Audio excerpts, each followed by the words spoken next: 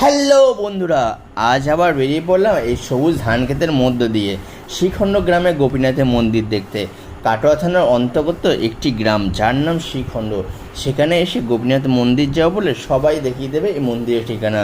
এই মন্দিরে একটি কাহিনী আছে।